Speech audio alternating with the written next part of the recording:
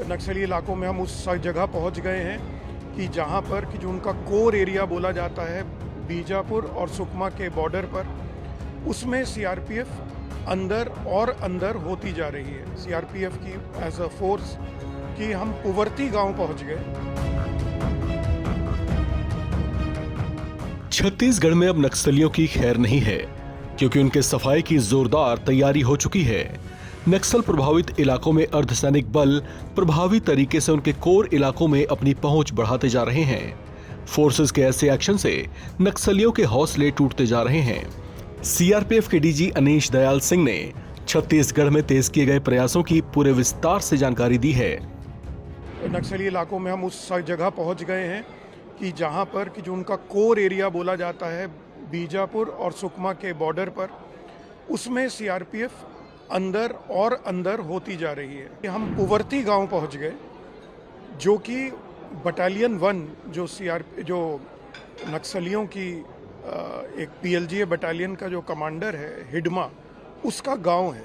हिडमा की माँ का आधार कार्ड बन रहा है, उसका राशन कार्ड बन रहा है। वो फोर्स ऑलरेडी तैयारी कर रही है और देश को लेट डाउन नहीं करेगी, ये मैं एक विश्वास के साथ कह सकता हूँ। ये 86वां रेजिंग डे है सीआरपीएफ का, तो अपने में एक बहुत महत्वपूर्ण दिन है, क्योंकि 1939 से शुरू करके आज जहाँ सीआरपीएफ पहुँची है और जिस तरीके के सारी आंतरिक सुरक्षा के मामले में सीआरपीएफ का जो एक रोल उभर के आया है, तो ये वाकई में अपने में गर्व का एक विषय है कि देश को जब जब जहाँ जहाँ आंतरिक सुरक्षा के लिए, राज्यों की मदद के लिए, नेशनल सिक्योरिटी इश्यूज़ पर ज़रूरत पड़ी है, तो सीआरपीएफ वहाँ पहुँची है। आगे चलते हुए जैसे हमारे स्पेशलाइज्ड यूनिट्स बन गई हैं, आरएएफ है जो कि सांप्रदायिक दंगों और लॉ एंड ऑर्डर सिचुएशंस के लिए, कोबरा यूनिट है जो कि जंगल वॉरफेयर में नक्सलियों के लिए, फिर हमारी वैली में क्यूएटी है जो कि अर्बन टेररिज्म के लिए है, वीआईपी सिक्योरिटी यूनिट है। ये इन सब का आगे चलते बहुत काम बढ़ने वाला है। जैसे आप लोग सब देख ही रहे हैं कि मणिपुर एक संवेदनशील इलाका है, उसमें भी आने वाले समय में सीआरपीएफ का रोल बढ़ेगा। तो नक्सली इलाकों में हम उस जगह पहुंच गए हैं कि जहां पर कि जो उनका कोर एरिया बोला जाता है बीजापुर और सुकमा के बॉर्डर पर, उसमें सीआरपीएफ अंदर और अंदर होती जा रही है। हमारी लेटेस्ट उपलब्धि रही सीआरपीएफ की एज अ फोर्स कि हम पुवर्ती गांव पहुंच गए, जो कि बटालियन 1 जो नक्सलियों की एक पीएलजीए बटालियन का जो कमांडर है हिडमा, उसका गांव है।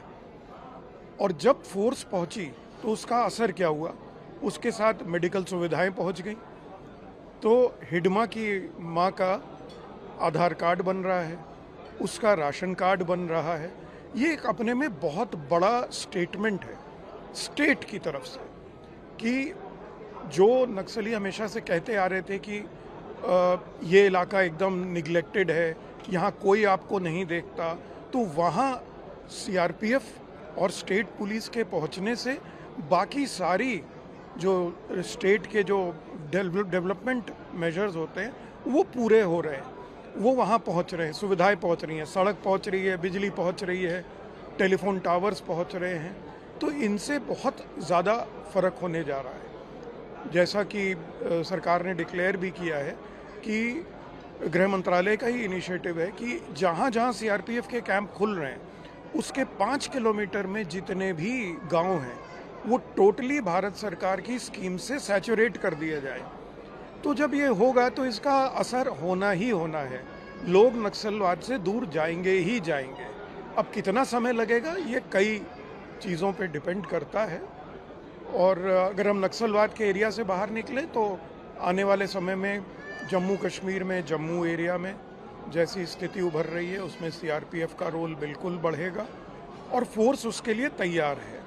किसी भी तरीके से जो भी उसके लिए करना है वो फोर्स ऑलरेडी तैयारी कर रही है और देश को लेट डाउन नहीं करेगी, ये मैं एक विश्वास के साथ कह सकता हूँ।